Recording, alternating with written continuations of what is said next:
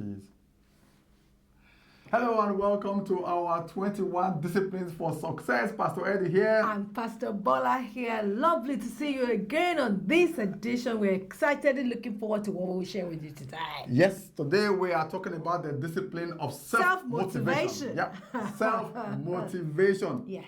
This is one discipline that every successful person has. Very true. Because Very true. you cannot afford to put your motivation in the hands of anybody. of someone else. You can't afford that. No. And as long as you have a dream, right, at some point on that journey, there will always be something, something that will happen to demotivate you or discourage you or discourage you. demotivate you. Very true. All right. So the discipline of self-motivation is like when you master the art of self motivation, it's like you become a self-start engine. Yeah. Yeah. Yeah. Something hits you, life knocks you down. You just become a self-start engine. You just get you just kick off and retune yourself and get on with it. Yeah. So today we want to just share a few things that will help you, and this has really helped us along the line. Yeah. because unless if you don't have a dream, or if as long as you have an aspiration, there's something you are going for. There's something you wish. There's something that will always at some time slip out of your hands. True. There's always something that discourages along the line. Yeah. So. This discipline is very important. It's so important. I totally agree with Eddie. Before we go into start sharing with you about the things you need to note that will help you improve your level of self-motivation, it's always important to notice that your motivation should never be in somebody else's hands. Many of us are always waiting for someone else to motivate us. I would have done it if I was motivated, or I didn't do it because that becomes your excuse. Never allow that kind of excuse slow you down. You need to learn the art of self-motivation. So number one, start simple. Yes. Right. Now the way I do things is that I am fully abreast with the reason why I am doing what I'm doing. I remember back in the day when I was doing a job that I didn't like so much, working as a traffic warden, right? And we're living in East London, but I was working in Chelsea. Okay, so there was the relationship between where I lived and where I worked. Two different things. But you know what?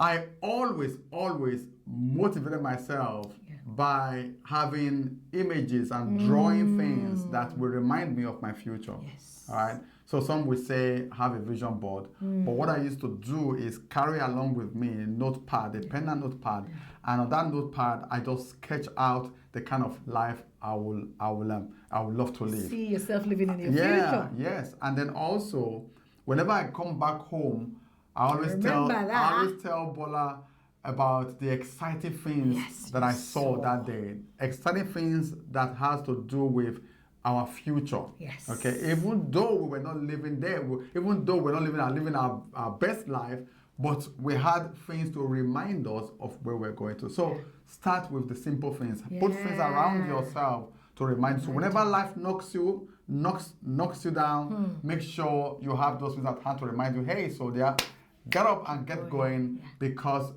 your best is yet to come. Very, very true. In fact, that's simple, to allude to that, I remember we used to even drive towards that area, drive to the area where it was working, which is a posh part of town, just to see. And it goes, can you see this is how life is here? Some people can live like this, and you motivate yourself by keeping, like Eddie said, things around you that you like to always see. Some people are my colleagues then when they get off work, they don't want to think about it. They want to go rest. They want to just go back home. They want to forget about that job.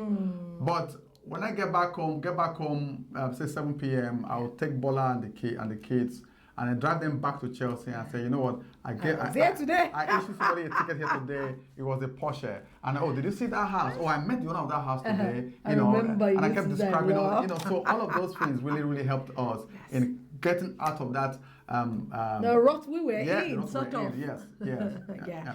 Another thing that would help you when it comes to being motivated is the kind of company you keep. Oh, that's big. That's It's huge. a really huge That's one. huge, yes. If you keep company with people that are motivated and going somewhere, you will always stay motivated. If you keep company with people that give excuses why things are not working for them, you'll find yourself in that same place where it's excuses galore all your life. So always keep the right company, because the right company matters a lot as to whether you continue to move forward or you give excuses. Somebody once said, you can never make excuses and make money. You have to make one and leave the other. You can't make an excuse and be successful. So if you want to stay motivated, keep company with people that are motivated, that are going somewhere, so that you can continue to push forward alongside with them. Yes. Remember, your friends will either make you or mar you.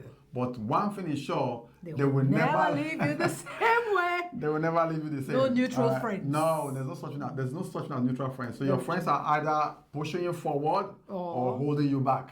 All right, so audit your friends. We're going to talk about friendship one day. Yeah, absolutely. The discipline of having great friends. Yeah. Well, number 3, learn, keep learning. Keep learning. Yeah. Keep learning. Yeah. My mind is like a sponge, and I can learn from anybody. I know so make sure you are learning, make sure you are growing, make sure you are developing. As my pastor told us many years ago, he said you will be where you are today, the same spot today. In 5 years' time, you'll still be on that same spot, but for the books you read, the people you meet, and the places you go. So make sure that you really make sure you are learning. Now, the mistake most people make is that they put the responsibility of learning and personal development and growth in the hands of their employers. Your employer doesn't really care about you. Nope. Yeah? Your employer cares about one thing. Yeah? Bottom line. Profit. It's your responsibility to grow you. It's your responsibility to develop. It's your responsibility to learn. Okay, so even if they put a course or a program together, that course, have you realized that course or that program is geared towards your job description? The development of the organization. So that ultimately more profit. So I'm not saying that I'm not saying don't trust your employers. I'm just saying that you've got to take ownership of your growth. You've got to take ownership of your learning development. All right. So make sure you learn and keep learning. Yeah. All right, keep growing, keep learning. Yeah. Yeah. Very true. Also, I would say that you should make sure that bad things will happen along the way, or things you didn't plan for will happen along the way. But see the good out of every bad challenge or a bad situation. See the good from everything. Learn the good. Take the good out of every bad circumstance and keep pushing forward. Don't let an unexpected, unplanned for circumstance hold you back. But look at it and say, okay, all right, I never planned for this bump to be on the road, but now the bump is there. It slowed me down. What can I learn from it? And take the learning points and continue to move forward. So when it comes to keep on learning, you can even learn from supposedly bad situations. So never let bad situation knock you back. When it comes to the art of self-motivation, make sure you take your good lessons from them and keep pushing forward. Yes, and if you ever find yourself on the floor, on the ground, you've been knocked down. If you've been knocked out by life or things happen, sometimes just stop thinking. Yeah. We overthink things sometimes, don't we? Stop thinking. Yeah. Right? So sometimes it's good to. I call it healthy distraction, and I do that a lot. All right, get involved in things that are not related to what you are doing. So if you're a business person or a career person, right, and you find yourself, something happened, and you find yourself, low or unhappy, or sometimes you just overthink things. Sometimes, but just stop thinking. Get involved in something that is totally different from your hustle or the hustle or your side hustle or your round hustle, whatever it is. That's a new one there. So make sure just stop thinking. Get involved in something that is totally different. You probably draw your strength, draw energy, draw energy and grace from just because sometimes when you see people, when you get involved in, for me, I find that it gives me, it's sort of like distracts my mind, healthy distraction. scrabbles my mind when I find myself trying to learn something that is totally unrelated to my vision, my purpose, or I find it fascinating. Yeah. Psychology says it uses a different aspect of your brain, Okay, which then helps the original aspect of your brain to keep focusing on what it needs to focus on. Input. Yeah, yes, So do find again. Sports is something else. Is one thing you can get involved in, or an art. Like for example, one of my to do, right, which it's been on my to do list for over 20 something years now, is to learn to play chess, right? And so this year, I think I'm going to finally do something about it. I'm going to register in a chess club and start playing chess. You know, yeah. Or just be an amateur like people like me and just learn it from your son and get on with it. At least it's a starting point. Learn from my son. All he wants to do is beat daddy. So I'm that's going to learn from somewhere. good. There we go. Okay.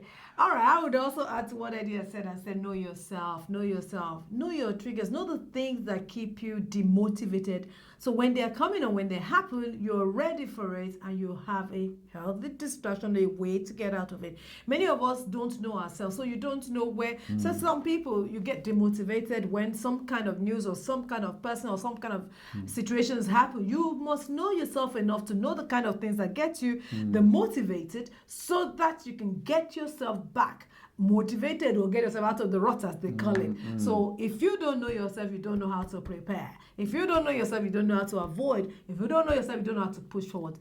Know yourself. And number 7 on that is make sure that you keep track.